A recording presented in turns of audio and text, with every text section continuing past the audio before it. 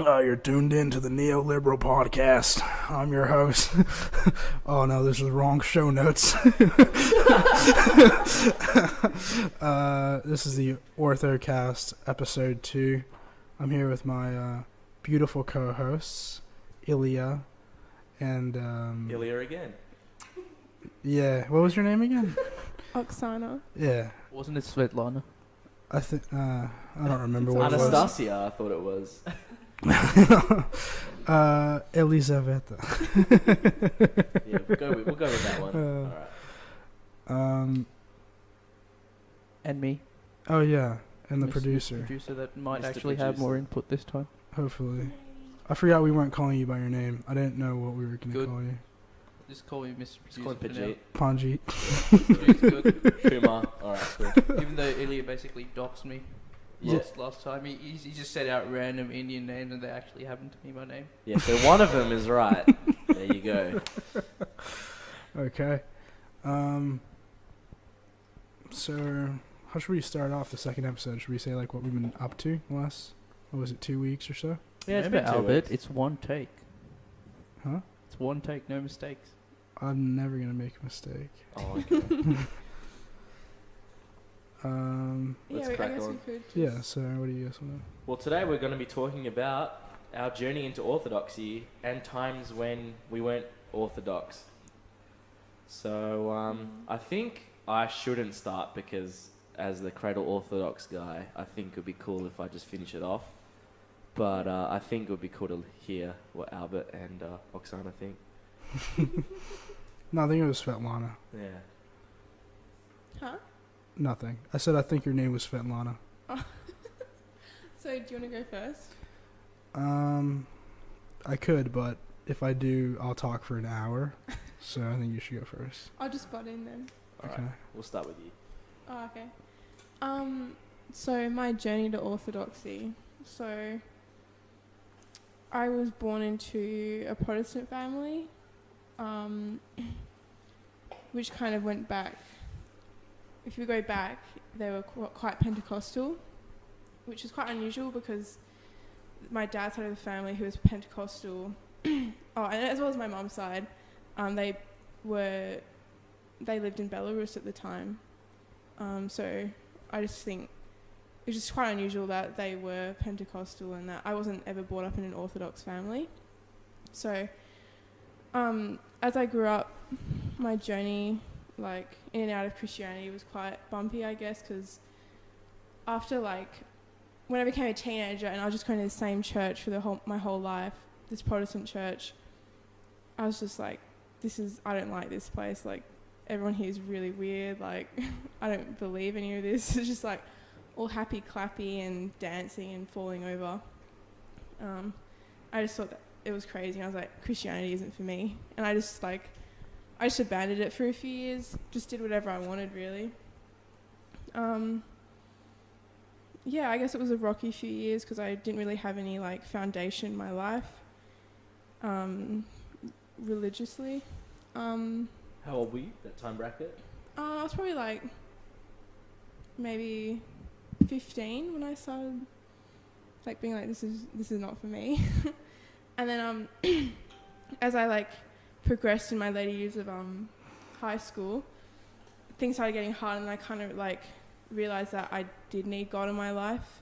There's no way I couldn't really live without him, because all of us go through so many struggles in so many ways, and I didn't know what to do without God sometimes, and he's always there even when you decide to ignore him. So yeah, and then when I turned 18, I decided to break away from that church that I was brought up in. I was like, I didn't like this one, haven't really for a while. I'm an adult now, so I can kind of just explore where I want to be in Christianity. So I started going to other mega churches, you could say, around where we live. And Around Perth, Amboy, New Jersey, USA. yeah. Yeah, so all I didn't even know that was a place. I mean, should we just say where we live? Yeah. Doesn't really matter. Yeah, Perth, Perth Scotland. Airboy. Perth, Perth Airboy, Scotland. New Yeah. Jersey. Perth, And you can tell Scotland. by our accent. Anyway, yeah, so just jumping around these churches trying to find, like, basically somewhere that I just felt like it was the right place to be. And I never felt comfortable. I was just, for a few months, I was just kind of like, oh, I'm just going to these churches because, like, I want to be in a church, even though I don't really like these churches. But I honestly had no idea really what Orthodoxy was. And then I met someone online and we became friends, and he introduced me to the Orthodox Church. And the first time I walked in, I just fell in love with the church. I was like, this is where I'm meant to be.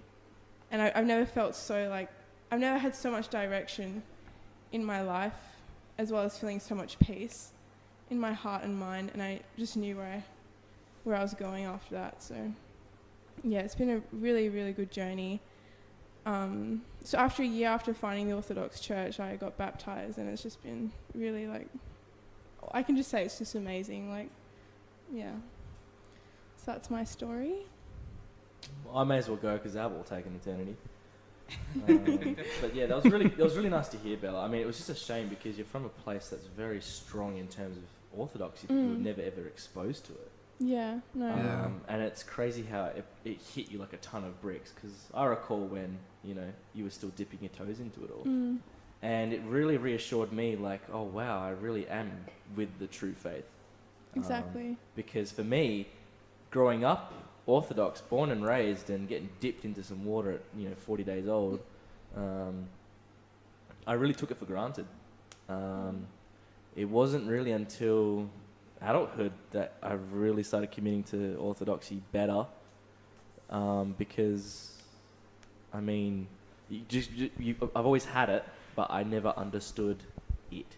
I always just was around it, and I understood that this is my culture and this is what the family does, and we do this every Sunday. And I was standing there going, what is going on? Like, I have no idea. Like, no one's ever really, like, told me, this is something that's 2,000 years, strong, and there's a reason why it happens. And it wasn't really until after being exposed to university that I never really understood that all. But it was due to the fact that after is it primary school, elementary school, that sort of same bracket, ages 6 to 12, I went to a Anglican school and a Greek Orthodox school. And being around people that weren't really that invested into the faith, not just within students but also staff, it sort of left an aura around me that just wasn't positively Christian, and it left some, bad stains and experiences that made me go, this is all just one big sham.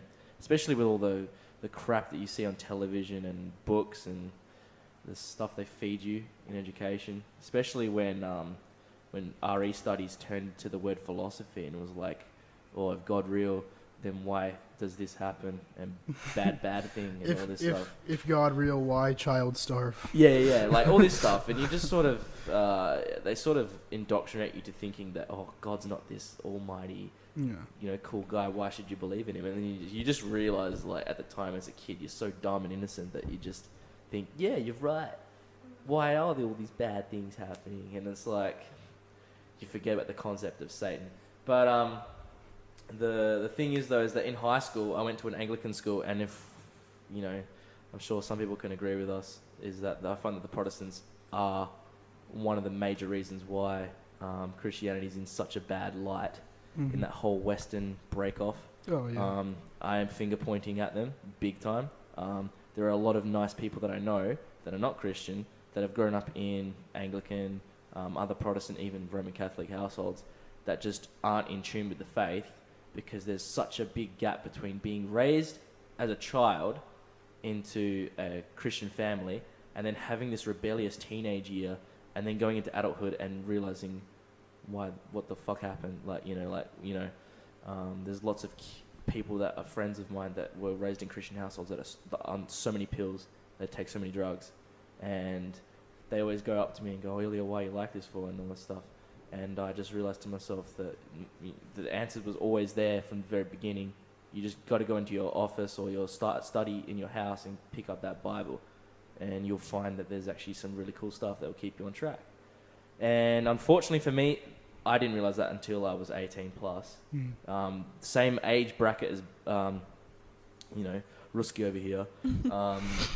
The problem with the problem with high school, I found, is that because you're exposed to so much secular activities in out of school hours, from the ages between like 13 to 17, I was off the rails. I did not care. I did not do anything that trained my discipline in the sense of being spiritual at all. There was no spiritual program at all. Wasn't fasting, wasn't praying, going with the flow, doing some wacky stuff. And it wasn't really until university that I got back into the faith, simply because of it just went up a whole new level. Like, high school was like, oh yeah, drinking before you're 18, like that's rebellious or something like that, or like staying up late after curfew. Like, you're thinking, oh yeah, everything's all good. And then you go into a table where they're sniffing cocaine off a mirror and the cat just like inhaled it. You start to realize, what the hell am I doing, And that's when it sort of got to me that, hang on a second, not having faith is just as bad. In fact, probably even worse at the time I was saying that. And it wasn't until university and seeing all the like degeneracy around me that I started to realize, hang on a second, I've been given something really awesome from the very beginning. I need to go back to it. And I'm not trying to, play a game where who's done the most degenerate thing or not. It's more about the game of who can come back the best. And lucky for me, or blessed, I don't believe in luck. Blessed for me is that I always had the tools from the very beginning, and my parents were always supportive of that. Of course, I was that casual Orthodox Christian that just rocked up to Christmas and Easter every year, simply because I want to look at the Chicky Babes. But like, those views have changed now. Where it's like, hang on a second, I'm part of this great journey in this world. So that's a little bit of me. We can definitely go deeper into it, but I'd really like to hear what you got to say, Albie. Me. Should I go before Albert? Well, yeah. Because Albert, I know, is going to take an L. Am I getting the best to last? It's just getting pushed back further and further. Far out. I'll I'm be getting quick, railroaded really hard. Don't worry, now. Albert. I'll be quick. Let's go, Gandhi. I was raised and baptized a Hindu at the age of 11. That's when I got baptized. Really? As a Hindu, yeah. Oh, far out. I didn't know that. How is that different from like a Christian baptism? They cut your hair. Basically, you leave you bald. They leave you bald, other than like a circle patch. So it's very like similar to a yarmulke, except it's actual hair. Oh wow. And yeah, and then there's like all sorts of prayers and stuff. But yeah, and same as Ilya, I went through that. Edgy 13 to 17. I don't believe in God phase. We all did. I think that's just the way Western society's carved it for us. Like, we are left with that option. And I realised that the older I got, I feel like there's something missing in my life, and that's when I went to an Orthodox church for the first time, and I left with a certain peace that I hadn't felt in years. So I'm still not ready to become an Orthodox Christian, but from what I've seen and experienced so far, it's very, very welcoming. Is all I have to say about it. So over to you, Albert. Told you I'd be quick. All right. Well, that was just quite long. As the host of this program, I'd expect to go first. No, well, it's kind of a long story, so I guess it's good that you guys all went, but I think I mentioned last time I had sort of an atheist kind of unofficially Protestant background. So there's really just kind of an ambivalence about God in my household. I wasn't totally exposed to it seriously. We went to a church for like the community basis of it. So like my parents thought that they wanted us to have like a community. So they would, we'd all go to a church. Anyway, it was a Protestant church, and I went there, and it was very what we call pause. If you're not familiar with the term, it means like, well, it comes from an AIDS cult in the gay culture, that is like obsessed with getting AIDS. They think it liberates them. I've heard about that. Yeah, so they call it pausing, like as in positive. So you can kind of use it as a term to just describe like this kind of liberal culture On Christianity. On like pausing Christianity, really. Yeah, Yeah, so basically. fundamentally, the church, it was totally unstructured without any kind of hierarchical structure, and I don't know necessarily why, but my entire life I have desired hierarchy. I guess you could say, like, if you want to be psychological about it, like the AP, authoritarian personality.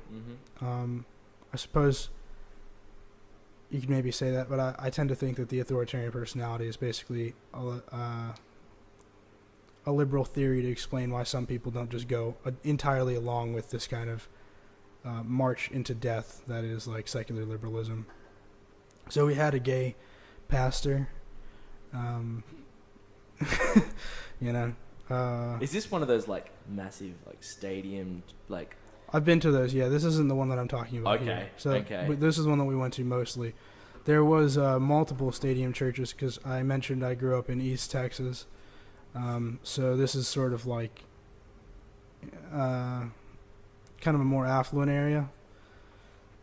So you do have these mega churches, and like I don't know, like 5,000 people can sit in it or something like that. I've never really been to the biggest ones. What were you saying? I said, wow. Yeah, it's pretty wild. So, yeah, I start kind of bouncing around these. I think when I must have been 13, 14, I had a friend who did go to like the megalith churches. Is that what they're called? No. That's just a term I'm using to describe them. Okay. They're called non-denominationals typically. So, and that is a euphemism for like a Baptist or a Pentecostal church. Almost always.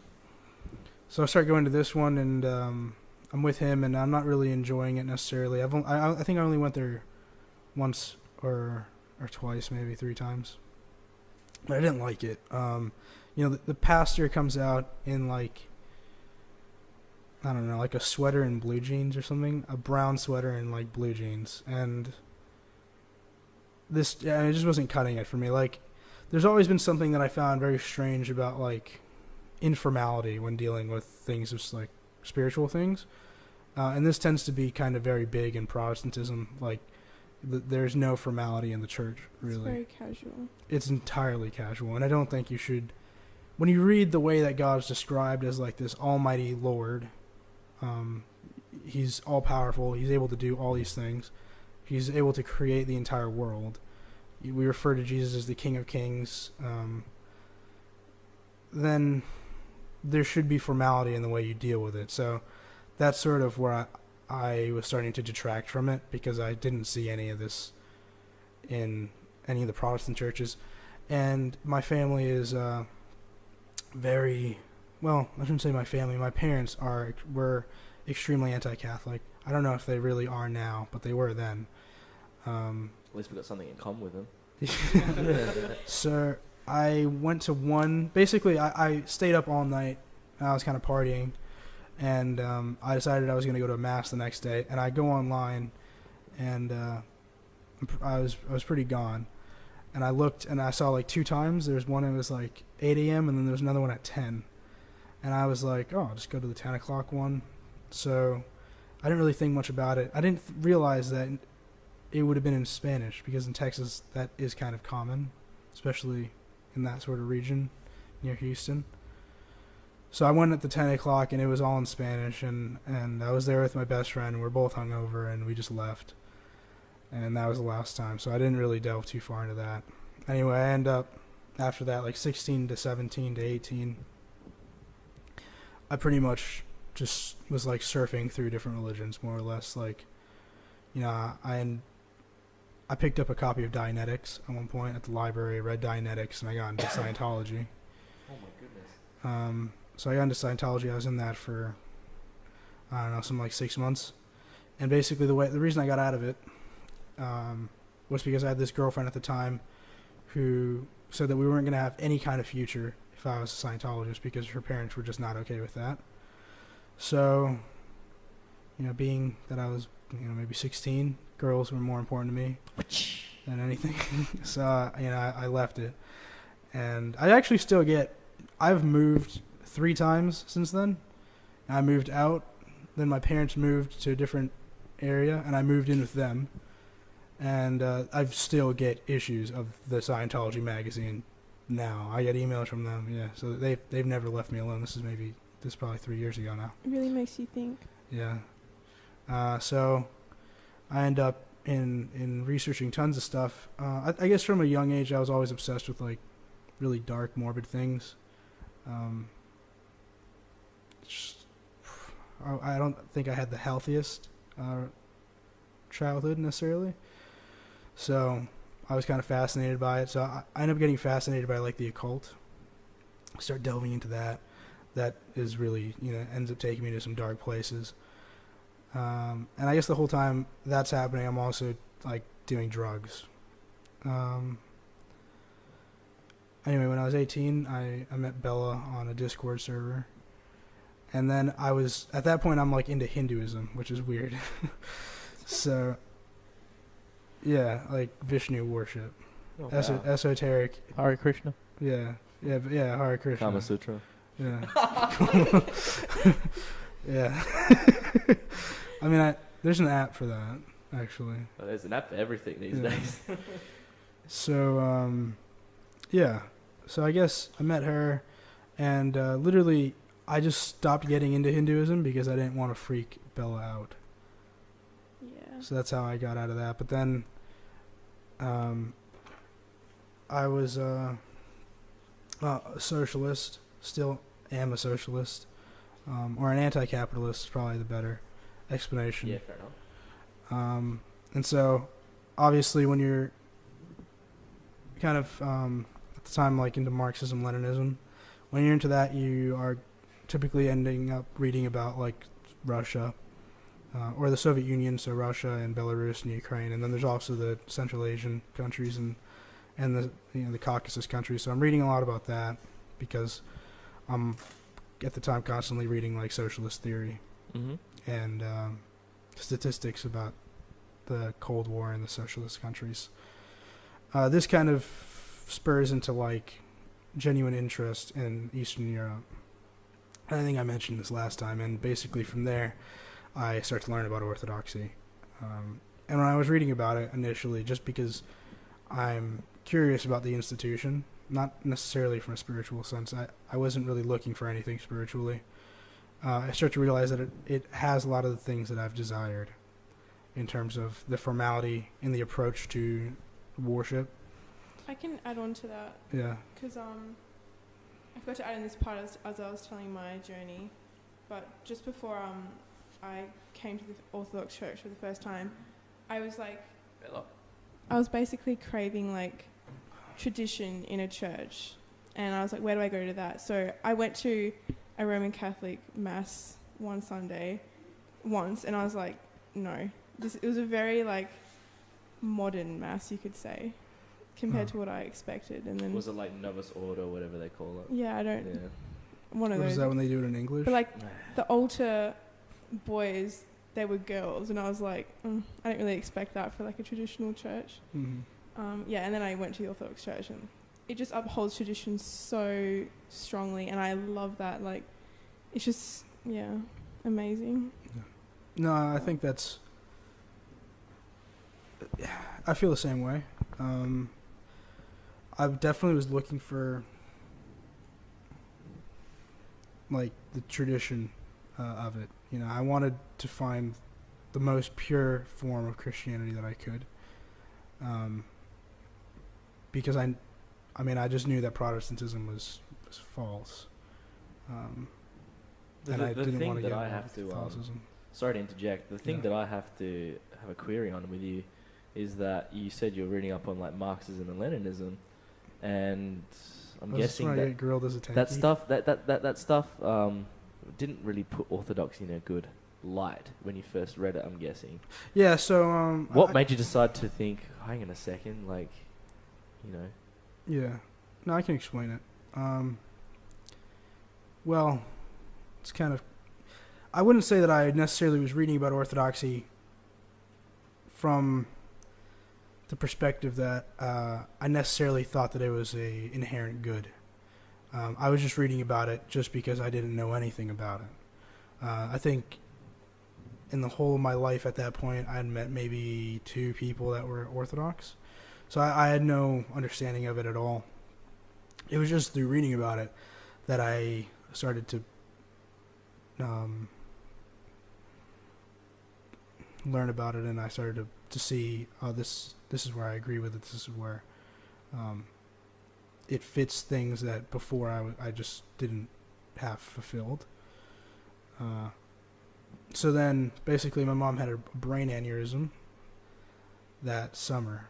So I guess I'm reading about this kind of stuff in like May or something of that year. And then in August, my mom had a brain aneurysm. All right, summer in America is Yeah. winter. Okay. Oh, cool. yeah, sorry. that- Yeah, my fault. my brain just fried for a second. I was like, oh yeah, okay, got it, cool. Yeah, so basically, so she's in the hospital. I don't know if my mom's going to be alive. And I'm starting to think there's a possibility that she's going to die. She's gone into surgery at this point. So I'm basically in this like little chapel inside of the church. And I'm just sort of praying. Me and my mom don't necessarily have the best relationship. I don't have necessarily a good relationship with either of my parents. But I guess when you're sort of facing somebody's death, it doesn't really matter if you've been clashing for a while. You're not like gonna be happy about their death. So I was kind of like shocked by it, and I was like, I really, basically pleading with God not to let my mom die. Basically every day she's in the hospital, I would pray and I would do the sign of the cross the Orthodox way. And every time I would do it, the next day she would get better.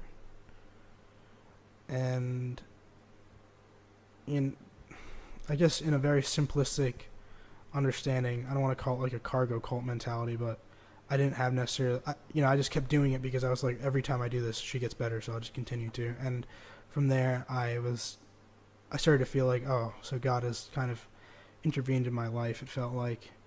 And I was very thankful for that. So that's more or less how I got back into Christianity. And from there, I went to your guys' church. And, from then, I've just wanted to convert, basically. And that's it.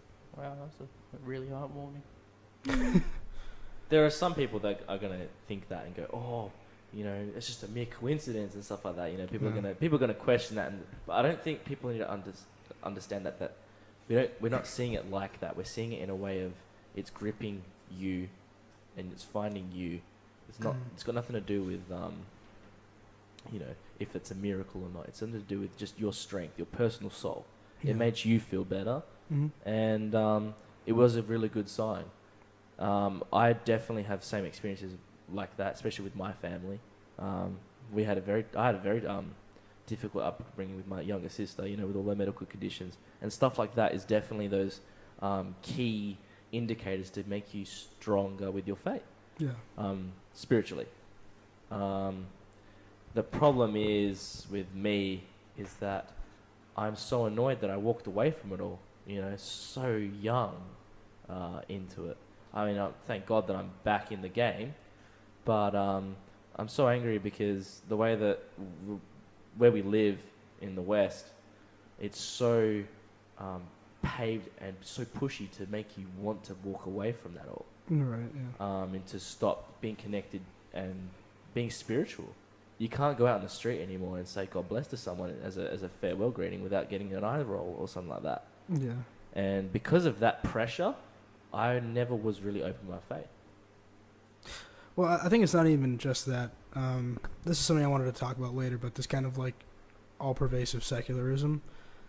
When you're even if you're saying bless you to somebody, Well, after a sneeze, for no, example. not necessarily after a sneeze, no. But if you're wishing somebody that God would bless their life, when you're leaving, when you're not going to see them for a while or something like that. At least for me, it started out. I started feeling like this in the back of my mind, sort of like the voice of secularism, telling me like it's silly to say that. Yeah. To a certain extent, it still happens. But you also have to understand that secularism effectively goes hand in hand with Satanism. It's very anti-Christ. Absolutely. When if I say God bless to someone, they might roll their eyes. But if someone said, Allah bless, or you're saying a different name or something like that, they'll be like, oh, thank you so much. That means so much. Or if you give a different religion, but if you say a Christian reference, people are just so conditioned to just be so against it. And I don't get that, because Christianity is one of the most open religions I've ever come across. And why is Christianity just looked down upon by atheists? It's conditioning. Well, I can explain it in a few simple terms. Go ahead. I don't want to claim that I have all the answers, but I think that I spend most of my life doing analysis, social analysis. And, well, first I just want to clarify before somebody runs with what I just said a second ago. When I say secularism goes hand in hand with Satanism, I mean that when you don't have a concept of God in your life, you are leaving a vacuum. In the same way that in any situation when there's a vacuum of power, something is going to fill it. If there is no God in your life, then it's going to get filled by Satan and his delusions. And there are many, and they include Protestant faiths. So, but when you're talking about why do liberals want to destroy Christianity? Okay, fundamentally, what is liberalism? Liberalism is totally about individualism. Yep. So, how do you create individuals? You destroy communities to create an individual. If you look at the way you're able to express yourself under liberal capitalism, you have no options besides the way that you consume goods. So, these kinds of like branding campaigns with Nike or Adidas or something like that, or Adidas as you call it here, I think. When you're doing this, you are trying to define your identity. You're looking for something to define your identity. And capitalism and liberalism don't offer you any alternatives besides what brands you're buying. So Christianity, along with other things, including like ethnic pride or whatever, it creates a barrier to achieving that. And what they want to achieve is a society where you're only concerned with what you're able to consume. Christianity tells you not to be concerned with this, particularly Orthodox Christianity. It tells you to be concerned with God and spirituality and not, I wouldn't say not your material conditions, but not having a lot of things. Oh, dog. Sorry. Oof. Can we cut that out? Nah, I'll just keep rolling it. Hold on, I have to cough. Can you mute my mic for 1 second? Yes, I can mute your mic. Okay. It still comes up through mine. It's okay. Ignore the fact that it picks up bad. on 3 other mics.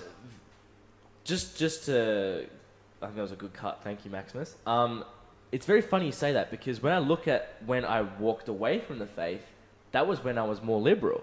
Yeah. And I honestly believe that when I was more liberal, you're left with that thought of, I don't need religion. Religion conforms you. Mm-hmm. It makes you, it constricts you. Yeah. Which is quite ironic, because I feel like I'm more free now that I'm, Absolutely. religious. Free from worldly things. Yeah, but that's the funny part, is that it's still some form of slavery regardless if you're into materialism or not. But the funniest part is that whenever I meet liberal thinking people, or listen to libertarians or ANCAPs or even the Greenies or whatever, and they talk about their kinds of things, they've all got that really easy thought of, like asking a 4-year-old kid what they believe is a perfect world. Oh, yeah. And they're like, peace, and everyone's rich, and everyone's this, and everyone's got food on their table. And you sort of go to yourself, how is that achievable when everyone is only in it for themselves? Yeah. No, and that's the fundamentals of this, is that it's not achievable. You have to look at the actual it's funny, me and Bella were listening to something earlier talking about it's kind of part of like historical materialism, but the idea of like how the systems that dominate a society have internal contradictions. It's something that I was posting about a couple days ago. If anybody wants to follow me, I'm at Duganite on Instagram. You can get exposed to the eclectic mix of tanky economic posts and orthodoxy. It's good fun. But, effectively, liberalism has this contradiction side of it because it's rooted in Western thinking. And Western thinking is this pursuit of, like, this utopian society where man is able to bring himself to a point where he's no longer subject to the rules of the world and effectively the rules of God. Western thought wants to make men God. That's why it's obsessed with technology. I could do 3 hours of talking on this, but I'm trying to sum it up shortly. It's obsessed with technology. It's obsessed with making human beings superior to nature. And so, as a result of this, I just totally got lost. What were you asking me about? So basically what you're saying is Pol Pot is daddy. No, it's not even necessarily that we have to be agrarian. It's that it's just obsessed with making people superior to the world. But in order to get to that, through liberalism is the idea that, makes this, it's the ideology behind this goal. Just like Marx has this utopian view. Well, the way to get to that is through the mechanics of socialism and communism. Liberalism is the mechanics by which we achieve this utopian society that Western thinking wants to get to.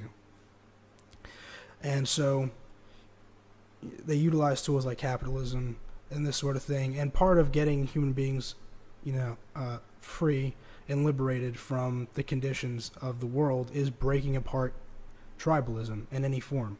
And your faith is a form of this. It brings people together, Yeah. Twice a week. Well, us three, and we're all in a room together, and we're We have a really tight spiritual program because Exactly. we're working together. Exactly. So we have an identity. We have something that unites us. We have something that, if you needed something, I would go to, I would help you, vice versa. Right. Liberalism wants that to not exist. Fundamentally. It's very anti-orthodox, Yeah, it in is. my opinion. And so, sorry, I didn't mean to cut you off. You keep going. It's all good. So basically, that's why it's anti-Christian.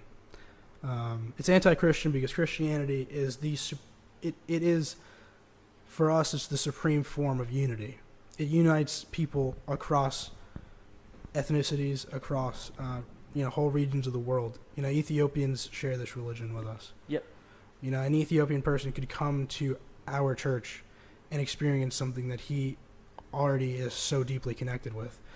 Or a Serb could go to Ethiopia and go to one of their Orthodox churches and feel that. So this is something that it is so potent of a shield of defense against liberalism, which I personally feel is honestly satanic. It defends us totally from it if you allow it to, and that's why they want to destroy it.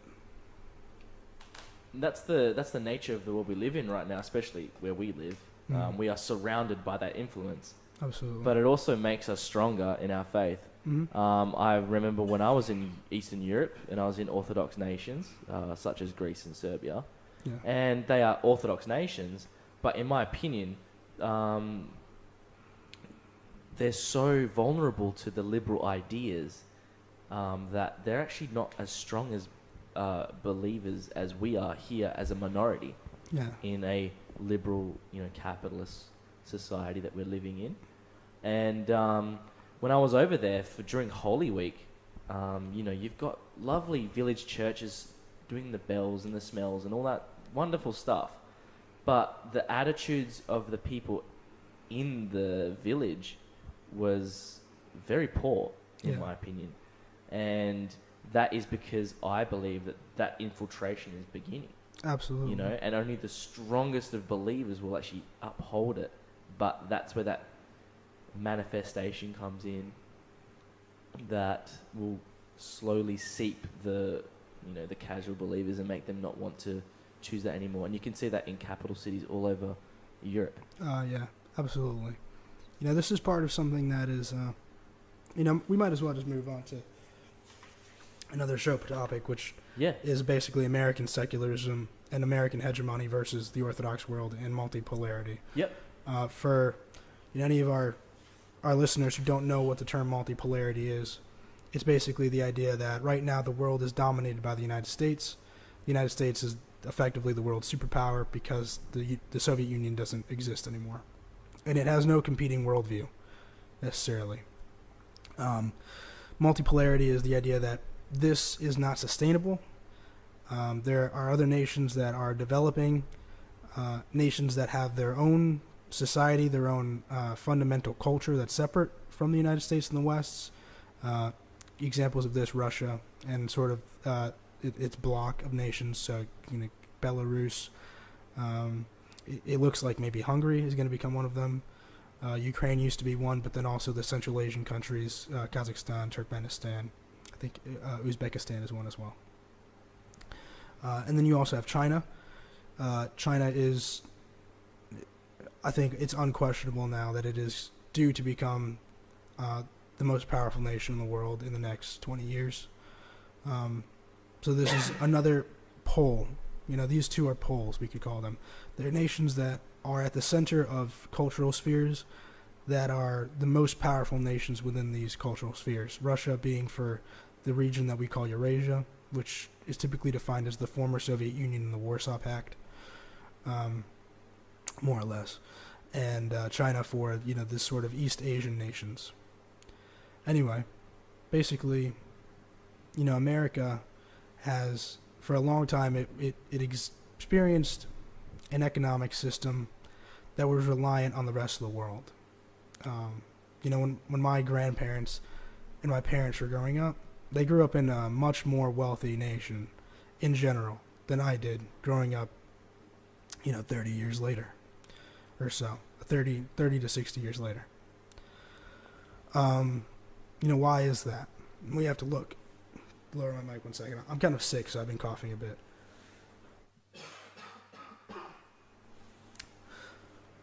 Well, the reason for that is that capitalism at one point was based in the West. That's why we have the highest standard of living in the world, because effectively we just extracted resources from the rest of the world through these companies, and we're able to sustain a really good life. Effectively what happened after that is that, what time are we at? We're at 43 minutes. Okay, so we got some time. Effectively what happened is the capitalist powers, these they weren't multinational then, but what would eventually become multinational corporations, they needed to produce goods at a cheaper rate. This is just how capitalism works. You need to increase profit margins indefinitely. So they moved to countries like Vietnam, China. That's a fantastic L. We should have fed him or taken him on a walk. We did. That's the worst part. Oh. Very needy. Yeah. Maximus! Shush, dog. Oh dear. Yeah, I think the Vietnam word is what gets him going. Yeah, maybe. He's a vet. Yeah. So, Southeast Asia, India, and even Eastern Europe, where manufacturing is now gone, because they're charging a lower rate, and I think also South America and Africa, we could say them as well. So now, why is this an issue long term? Because these nations are being brought out into the same. It's going to be a slow process, but they're going to be brought into the same standard of living as the West eventually. In China, we're already seeing that.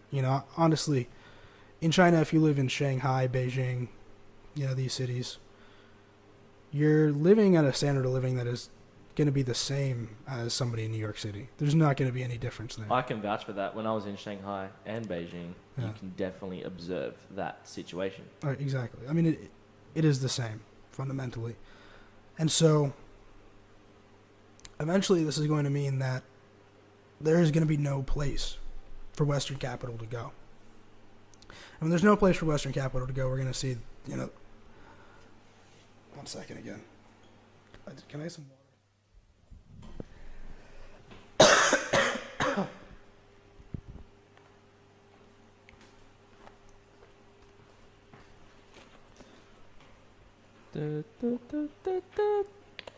We'll be right back.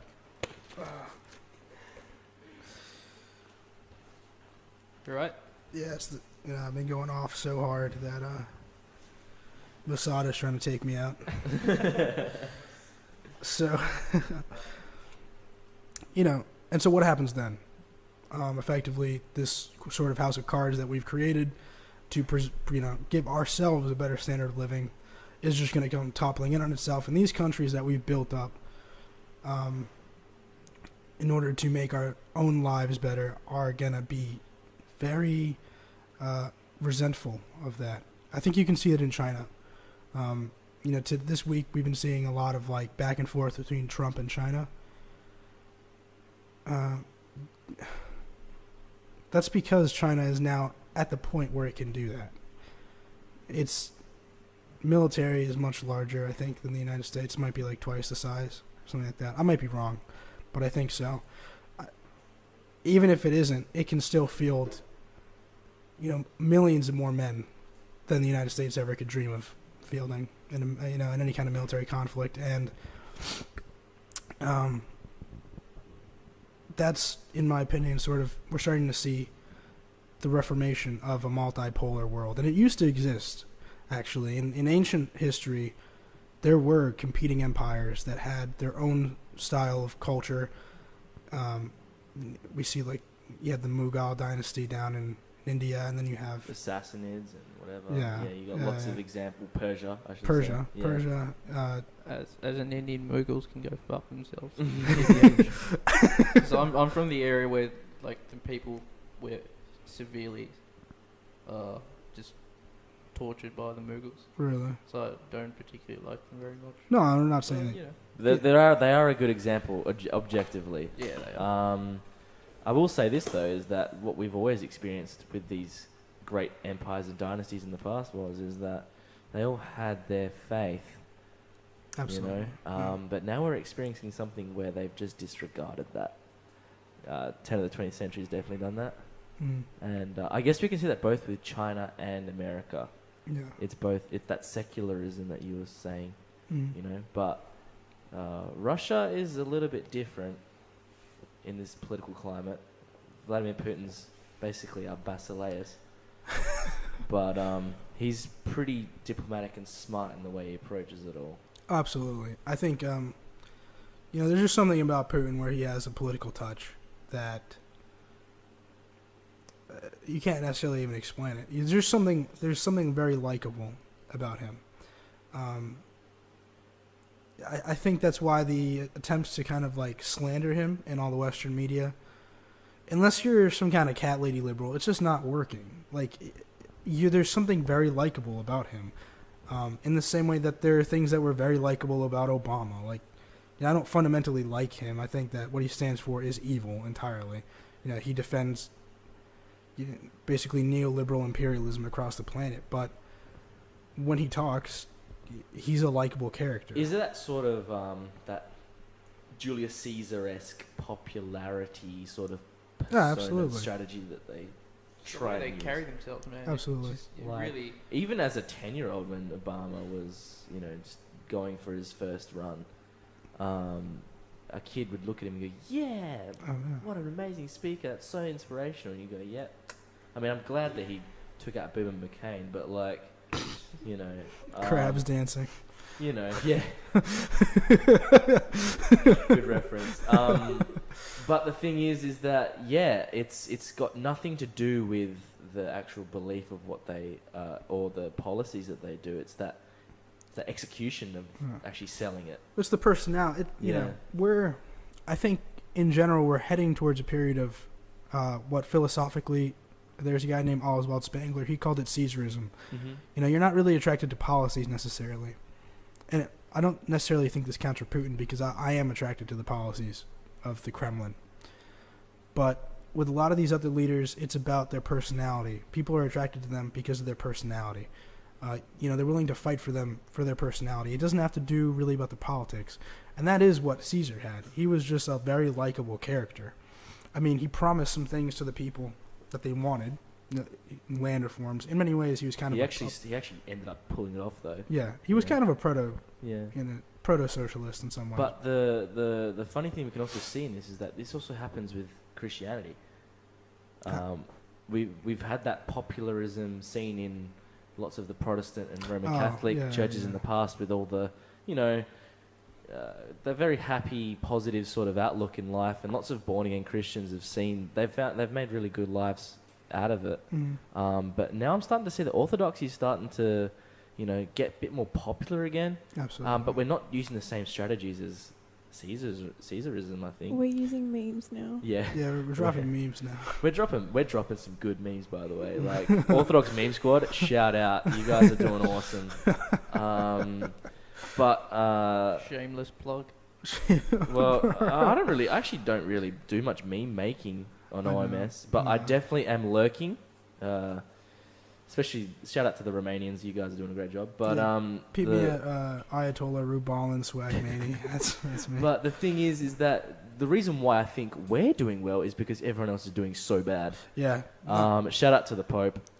You've made more Orthodox Christians than we've ever done before, because, absolute legend. That's an interesting thing. That's the climate we're living in, where it's that swing of capitalizing on liking something, whether it's because it's good or because something else is bad. Yeah. Well, I think that's why Donald Trump won the election. Yeah. I mean, it was just like... It was, in my opinion, it was devil's advocate. Yeah. It was either going to be Hillary or it was going to be Trump. Yeah. In hindsight, it would have been cool to see what the world would be like if Hillary was in charge. I think Excel Gang, personally, just gets me all vroom vroom. Like, I would like to see what happens.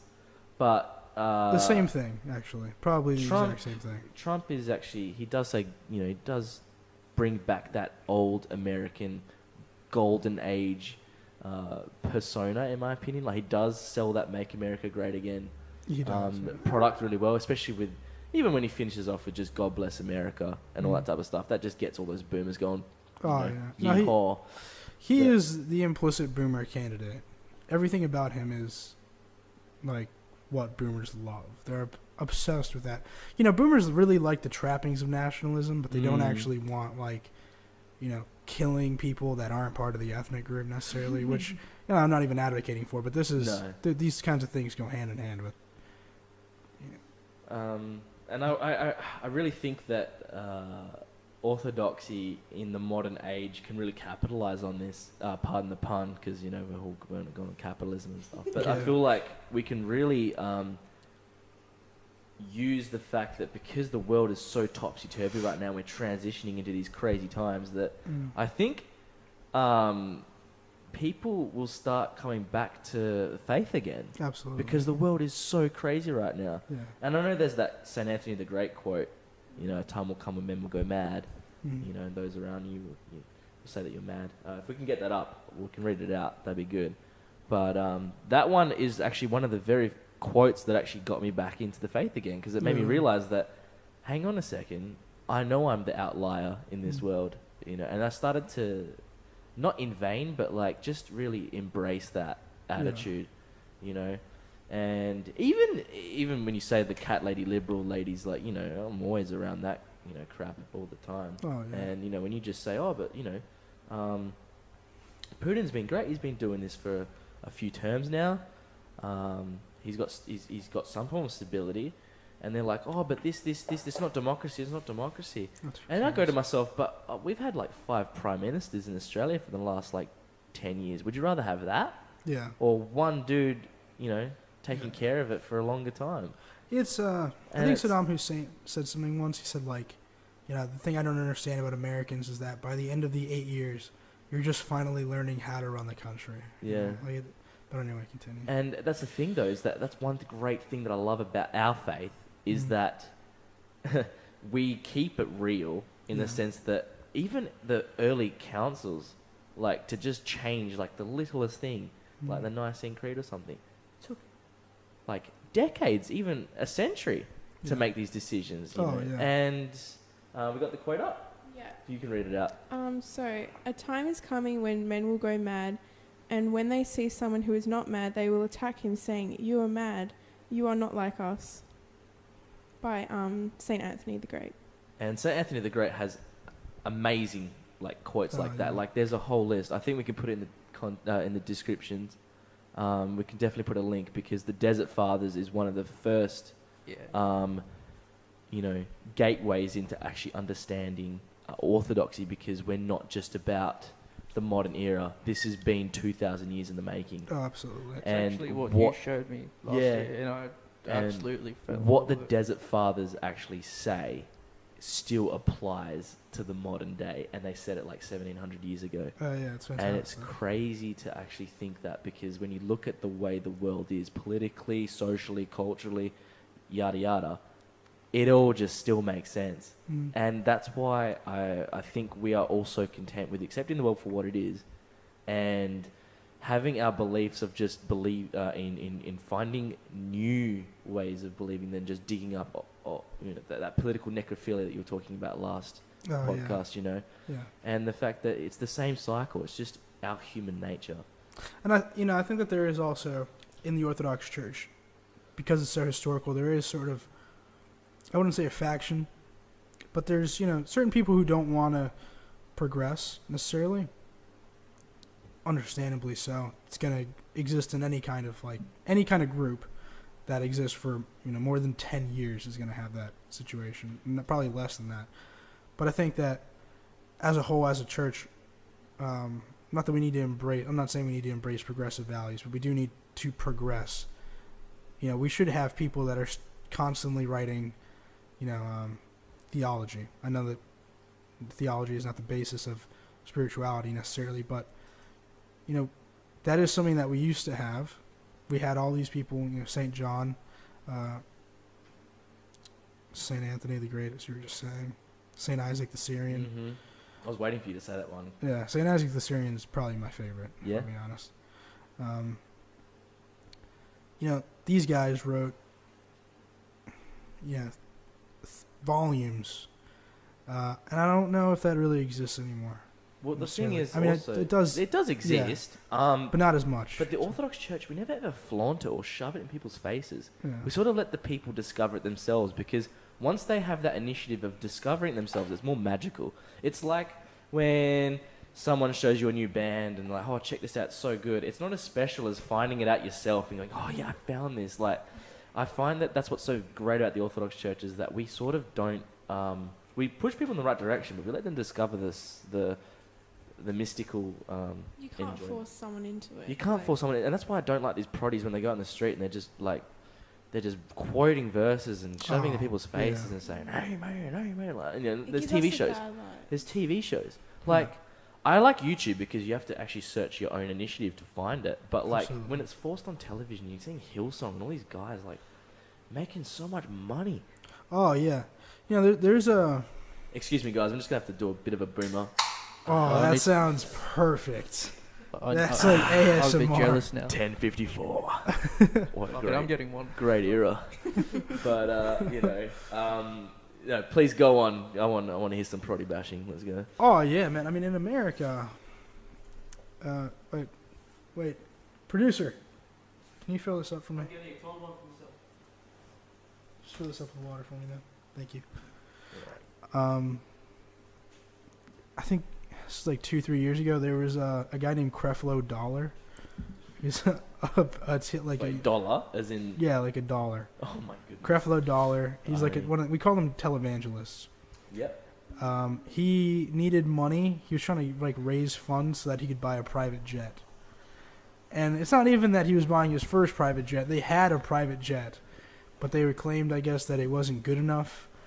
or that it was like falling apart or something like that. So he needed to buy a new private jet. People actually fall for this though. Yeah, That's for like the weird $4 part. million or something like that to buy a new private jet.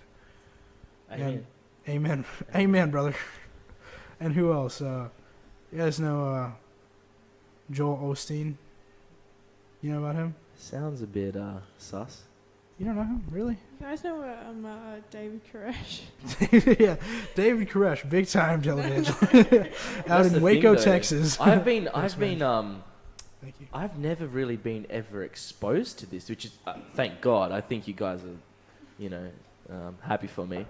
But the interesting thing is that I went to an Anglican school, Mm. and it's so different to the Orthodox Church. I Like, did too. oh my goodness! Especially because I I went to an didn't go to Anglican one. boys' school, so thankfully the altar boys were actually altar boys. Oh yeah. Because I think if it was I co-ed, think that's sort if of. it was co-ed, it would definitely be females. I'm pretty Fine. sure because we had a homosexual bishop. Really. Yeah, Like open. like openly. Well, I think isn't that like very common? I was shocked. I was like a lesbian bishop. Like first of all, a woman in clergy. Oh, okay. I was And making then- a pedophile joke. Oh, okay. No, I'm being serious, but that's Oh, all right. right. No, we'll go for it.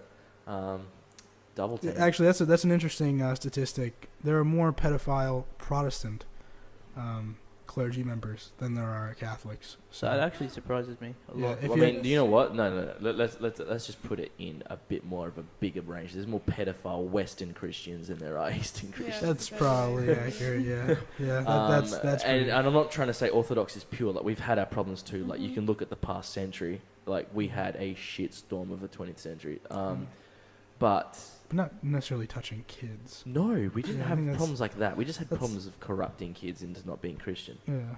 But what the scandals and that's definitely a different episode we have to talk about. Yeah, But- we should talk about that. But the thing is Sure. that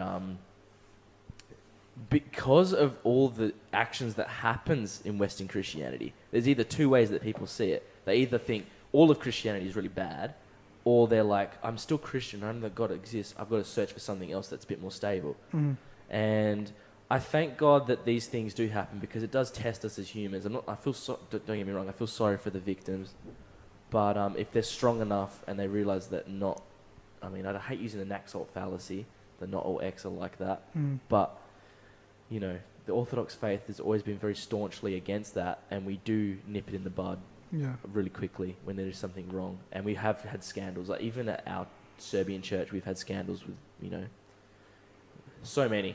And that stuff just gets sorted so quickly. But for some reason, the Roman Catholic Church, especially, they cover it up, and they put in so much money Oh yeah. to make sure that stuff gets covered up. And that gives us a bad light. Like, we go into society and we say we're Christian. Huh, you're priests fiddle kids. It's like, no, that's not Yeah. us. Yeah. Like, yeah. and it's No, I just know. like... when I'm like, oh yeah, my priest said X, whatever. I always be like, do they think I mean like a Catholic priest? Yeah, and it's really annoying Yeah. because of that. But people are getting educated more because they're starting to realize what orthodoxy is. It's not... I've had instances where I say I'm Orthodox to someone, they think I'm Jewish. So, and people are learning... Like, my ex-girlfriend, she was atheist. I was atheist at the time when I was with her. Yeah. And I was telling her that I'm getting back into the faith again and I'm Orthodox. And she went, you're Jewish. And I went, oh, no. And you sort of just get put in these, people are clueless. Yeah, people don't know They're anything about it. clueless. They think, I don't really know, Mind you, we live in a society Sorry, guys. where, Oh boy, that was good. we're not really that, There's Give us a so sip, much give us a sip. confusion. didn't even hear it. Sip Didn't even- harder. Come on, sip harder. Here, I I got wasn't this. trying to say Sip harder. I got this. You gotta do the boomer sip. Here we go. There we go. Take off straight away. Oh. I tried to Nice. sip out of an open glass, and I just I'll choked. do it for you. Oh, that's what I'm a good talking one. about. Now you gotta say a boomer comment. Now you gotta say a boomer comment. NASCAR. When I was a kid, I used to go to NASCAR races with Oh my dad. wow. Implicitly orthodox. Shout Yeah. out Indy 500. Papa. Oh, Yes. Nice.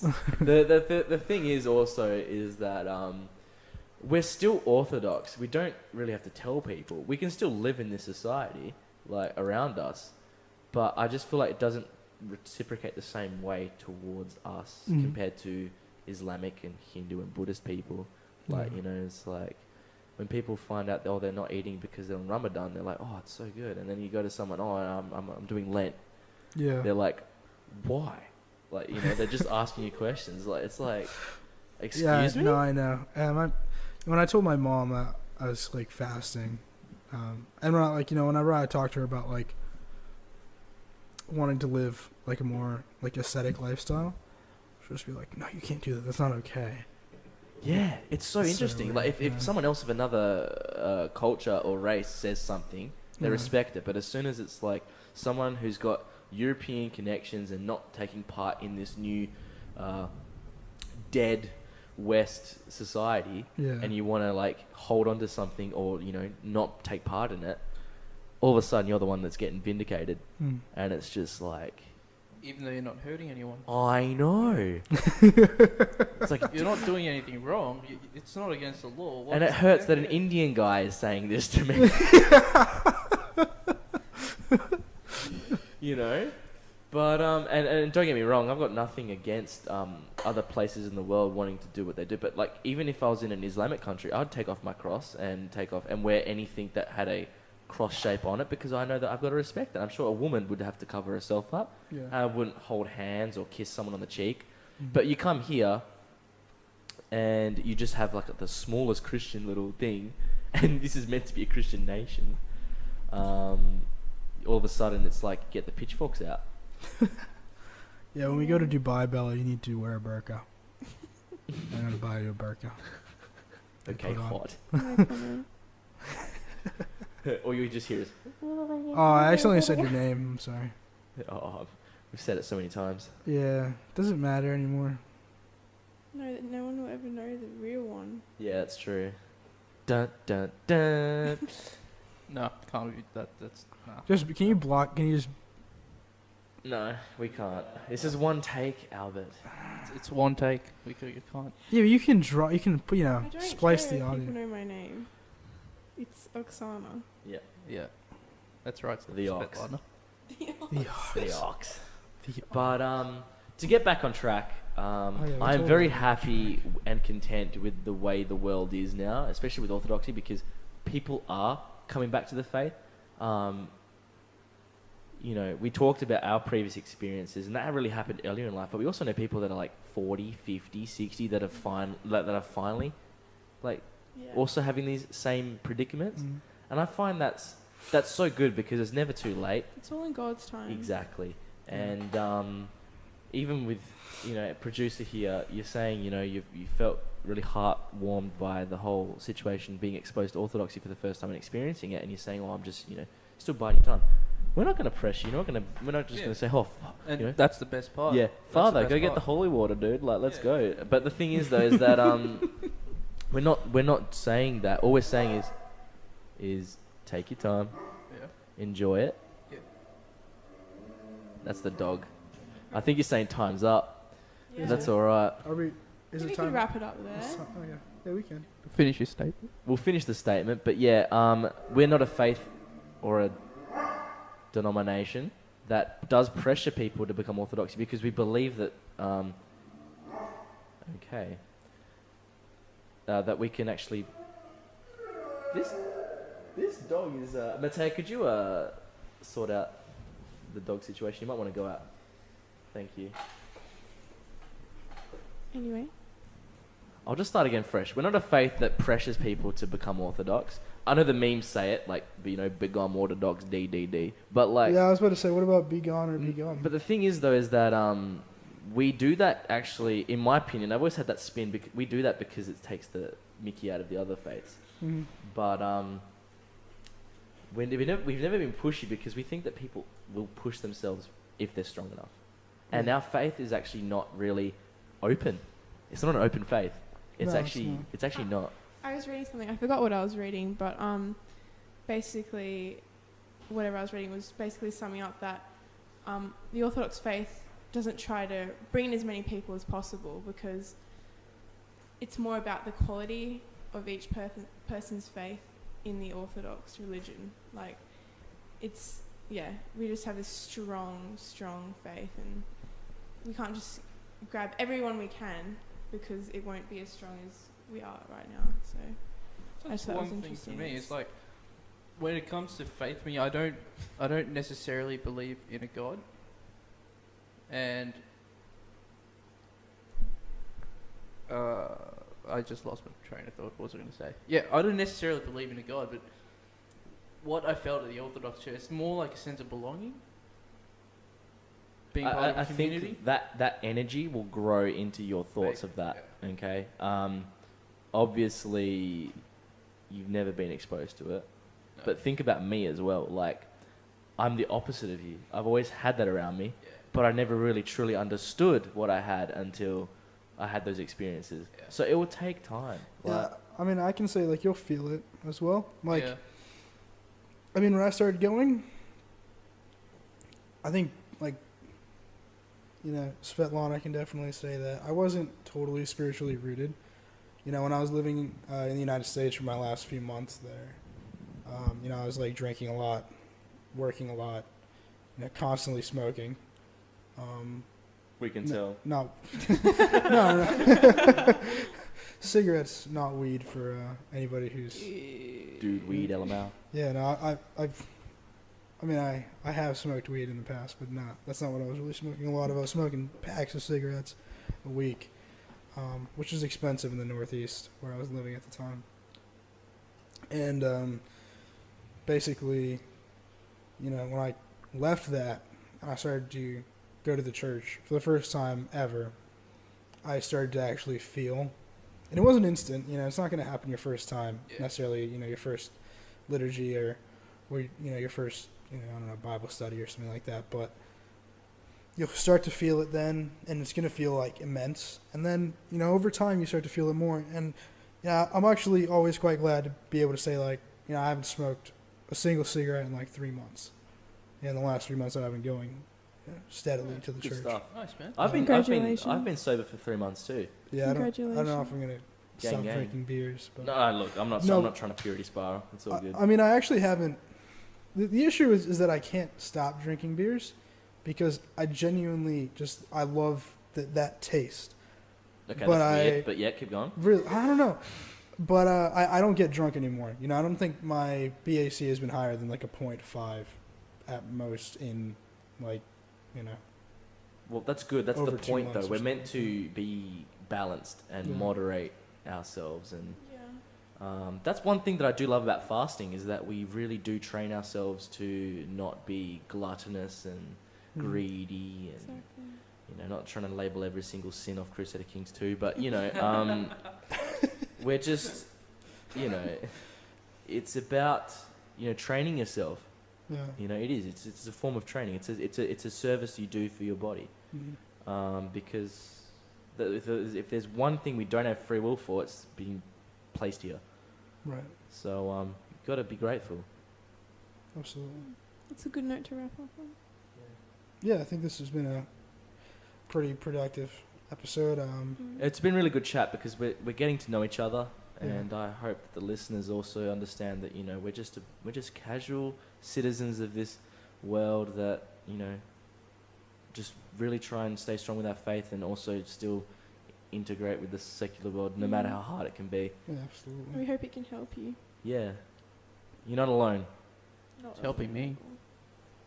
We Firsthand. hope it's helping a lot of people. Yeah, I mean, I think we should start posting the pod. I might post it in the official Orthodox subreddit because I do okay. go on That sounds Plebit. good. Yeah. That's good. I don't go on Plebit, but if I go on OCG on 4chan, What's OCG? Orthodox Christianity General. I should have guessed that. Yeah, but that's all right. I'll What see. board is it? I'll shill it. Poll for the kegs. But but the great thing is that we want to just let this out because I don't think there is something else on the internet like this for orthodoxy. Yeah. There are a lot of angry and frustrated people that I know that just want to vent it out, and I'm sure that we'll definitely take on people that we are friends with Mhm. and vent out in the future. But for now, this is just a casual chat between us and getting a few things off our minds, and hopefully we can keep on growing. Yeah. Anything left to say, producer, or is that it? Kill your local rat that eats all the food.